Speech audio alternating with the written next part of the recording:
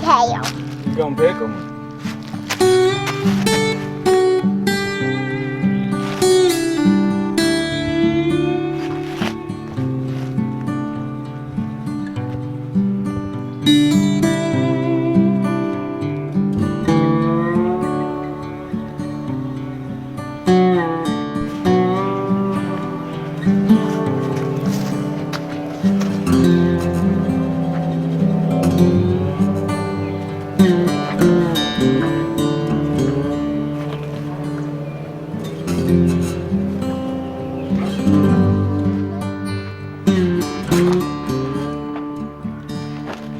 Hey y'all, welcome back to Spirit of the Outdoors. What I wanted to do today is I wanted to demonstrate how you would set up a tent with no tent poles, no rainfly. Couple of reasons that you might want to know how to do this. Number one, you go like I did originally. I bought a tent at a dirt cheap. I bought a couple of tents at yard sales. One tent we picked up when we were canoeing the river where people had broke the poles, throwed them in the fire. We seen the burnt poles. They left the tent and we picked it up basically as garbage on the side of the creek bank and carried it out with us. And I kept it because it was otherwise a good tent, and I had the rainfly to that one. I originally wound up losing the rainfly, used it for something else. But anyway, you've acquired a tent somewhere that didn't have the poles. The next reason is maybe you want to pack this into a bag and pack it down a little tighter and pack it into somewhere and you don't really have room to put the poles don't fit in your bag, whatever reason. The biggest thing about this is here in Mississippi it's extremely hot now. The heat, as I've always said, is not as much of a factor as the humidity is here. The humidity gets, I'm like right now, it's 7:30 this afternoon. We've done everything we're going to do today, and I've changed shirts 3 times today. I am soaking wet. So I walked down here, and I brought my pack with me, and all I put in it was a tent, a Harbor Freight tarp. Y'all, I picked a big old cheap tarp to use for this. I like a large tarp. I'm not a fan of these little bitty small 5x7, 5x5, 6x6 tarps, 5x7, whatever they are. I like at least a 10x10 tarp. And I picked this bunch of tarps up, and I've got a really good one that I use for the most part at the house. And I know there's bugs flying around everywhere. That is another reason that you would want to have a tent, but you want to make it open air where you can breathe under it. And these deer flies is what this is. It's zooming around. Those things are horrible this year. They're like a small horsefly. But that would be one of the reasons. It's so hot down here, it's done got really humid, and you want some air to blow through that tent. If you put that rain fly down over a regular tent, you block all the air off. So you want to open, tarp, and you want to be able to get some air in under it. So that's what this video is about. I want to show you how I would set this up with no tent poles and no rainfly. So let's get started.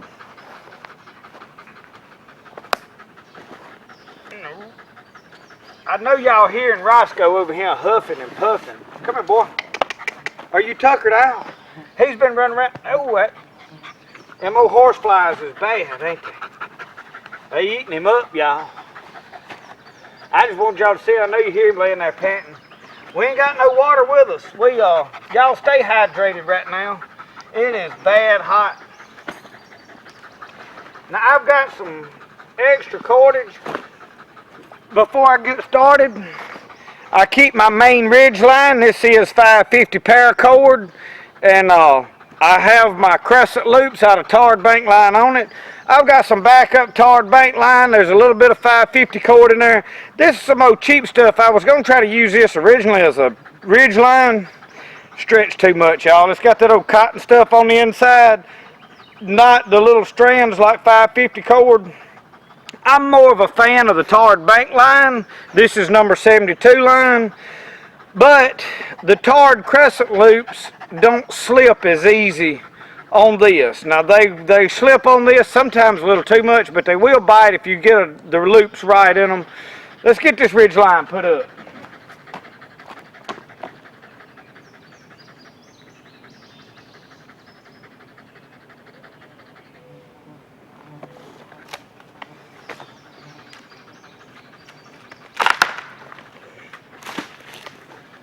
I like to come up with my ridge line about neck high, because I am using a large tarp, and I'm tying a bow line.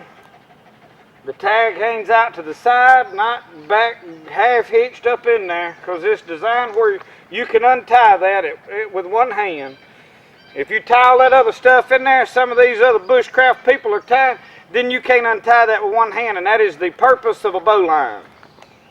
That's the military's got them tying knots like that. I do not recommend it.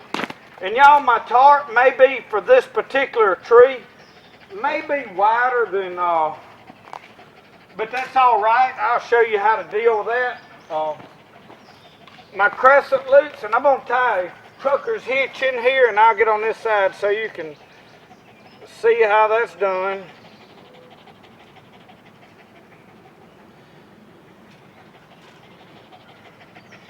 Now you want to make sure you pull this real tight. You want this tight as a big lady's yoga pants.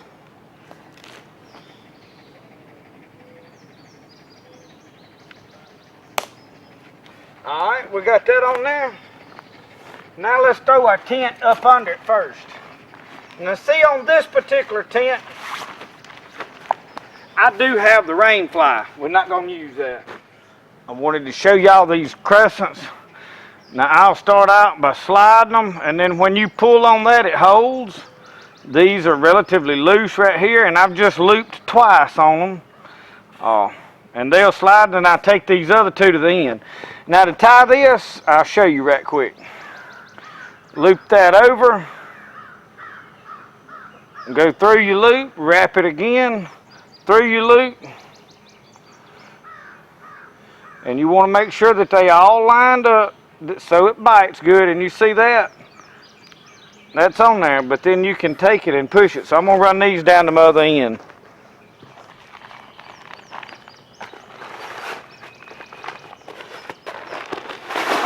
Y'all know how I am. You know I get sidetracked. I stop, move the camera, but see how easy these slide on down?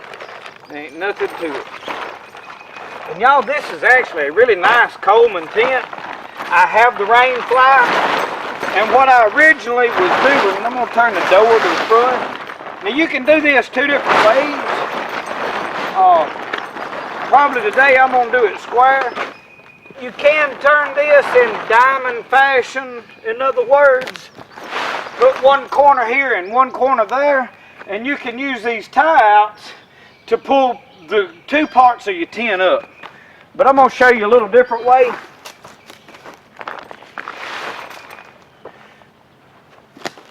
Now I've got my tent poles, and these are just some old steel.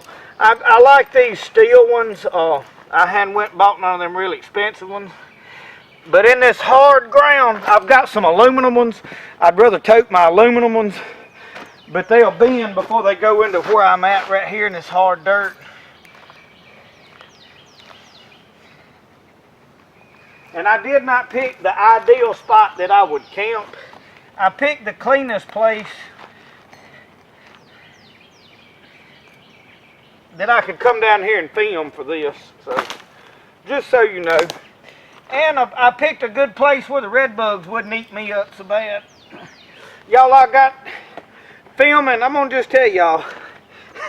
When I filmed that poison hemlock video, red bugs eat me up. Red bugs is chiggers for... In Mississippi, they red bugs. And I'll argue with anybody that says they ain't. All right. We got that.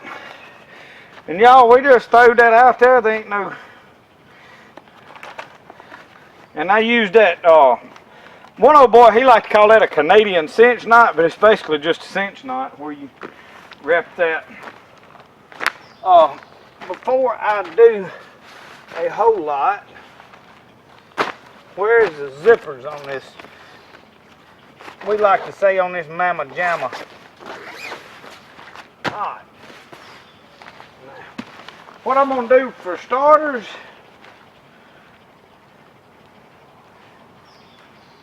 now you see why I wanted that ridge line tight as a big woman jogger breeches. And we're just going to tie a simple loop in that. I was trying to just do a pull loop, but it didn't work out for me. I'm a little in front of my... Y'all, I'm losing daylight really fast. Oh man, this is gonna work just great.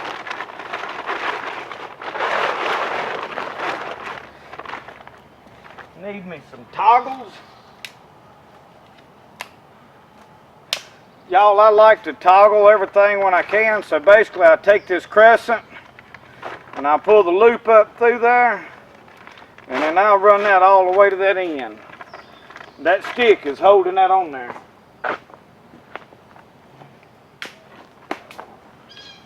I'll do the same thing on this end.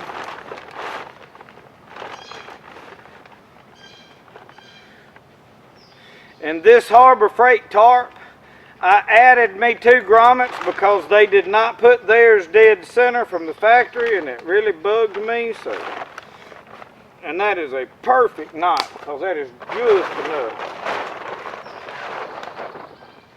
May have enough using this. Let's see.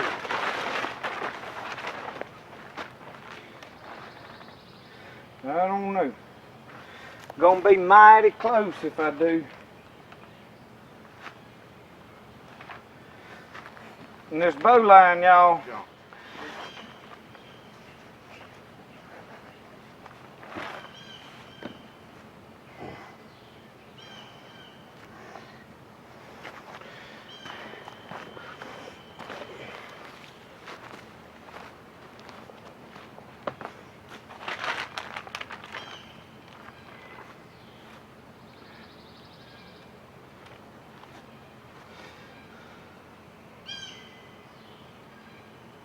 I get tickled at some of them boys. They put that security knot, they call it, in that bow line. All that told me was they wasn't sure they tied it right to begin with. Okay, now what I did here is, see, I had this loop, but it's a shorter piece of rope. And it was long enough to do my tie-outs for my tent. But what I'm doing with it is I'm taking me that's too bright. Sweet gum ball would have worked better, but I'm just breaking me off a piece of the stick. I'm coming over here. Actually, I have one in this already, but I'm going to use this fat one. Y'all can't even see what I'm doing. Y'all, I know the footage is not real good. We're losing light. But see right here, I'm taking a stick and I'm just putting it in the edge of that tent pole. I'm not putting it on the inside of my tent so that I don't risk tearing it, because I'm not using that tent pole loop anyway for anything. And that's about to slide out.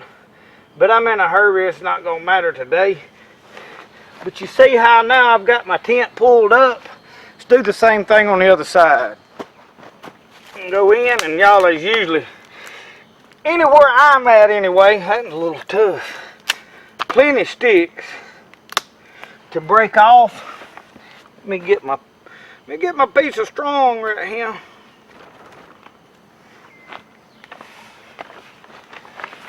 And all I'm doing, and I've done this on all 4. I done the back now, just for the sake of time and video footage.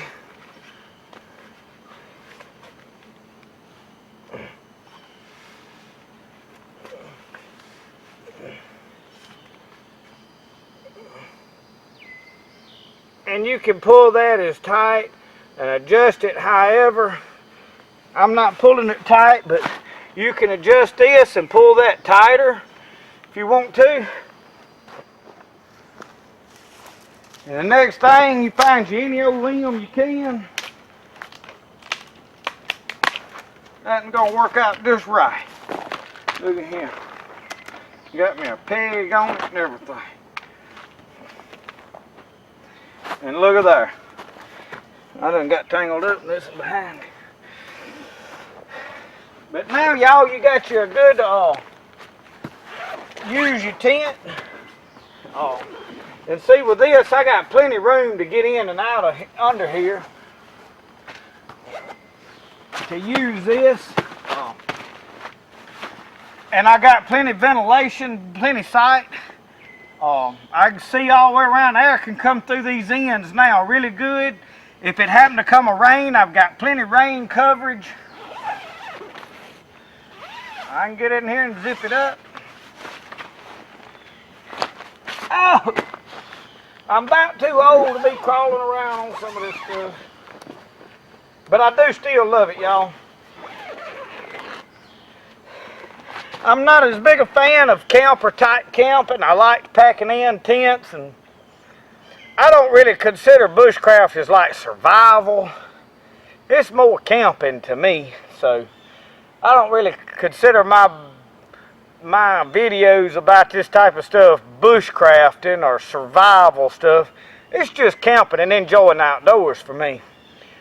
But I like to thrift shop, I like to yard sale, and I like to, if I find stuff at dirt cheap or at a thrift store somewhere.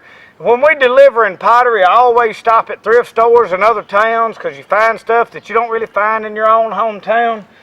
And I have bought, I've got several tents, y'all. I've got several complete tents. I've probably got 6 or 7 tents. I've got a 10-man tent that I've had for years. So it's not a lack of tents, but there's various reasons, like I said earlier, why you would want to do this. And y'all, there's not very many videos out there of putting a tent up when you don't have the poles, when you know. And the biggest thing for me is when you've got a storm coming, this tarp is a lot better. And obviously, if I knew there were storms coming, I would tie me a string here and I would pull out me another guy line. And I'd have that pulled tight and I wouldn't be worried about it. It's just to hold it up to get in out of that door. In fact, I may just take it down and let the rain come off and fold this flap right here in where I didn't have water getting, in my tent. But this big tarp is shedding water completely outside of this tent. And if I knew there was a storm coming, I would probably pull these sides down lower to keep rain off of it. But on those ends, you're still getting a lot of air through. So this particular tent has a window here, but the wall is more solid on this side. Now the other 3, well, the back is made somewhat the same way with the window. But both ends have it's mostly screen mesh, so you're getting a lot of airflow through there, and that is a good thing for this time of year. And y'all, we've got so many bugs, horseflies, mosquitoes, red bugs, you name it, we've got it right now. And if you want a good night's sleep, you don't want to fight that stuff. I do think a hammock is a good idea, and a lot easier to pack. But if there's a couple of you and you canoeing or whatever, you want to pack this tent and you don't want to fool with the poles for whatever reason, or you don't have poles, this is a good option. So thank y'all for watching Spirit of the Outdoors. Maybe this helped some of you. Maybe it intrigued some of you. Maybe it just simply entertained some of you. But thank you for watching. I truly appreciate all your support, all your comments. I love for you guys to comment. I do not get tired of anybody commenting on my videos. I love to go through and read us. I'd rather read the comments on my YouTube videos than I had through Facebook. But now, you need to check out Spirit of the Outdoors on Facebook. You need to follow Pete and Spirit of the Outdoors on Instagram. We constantly putting stuff and content on all 3 platforms. Just to keep y'all updated and entertained. But I do thank you support. I thank everybody that follows along and watches my videos. It means a lot to me. And remember, the best way to do things is the way you like to do it. But we'll see y'all. Y'all have a good one.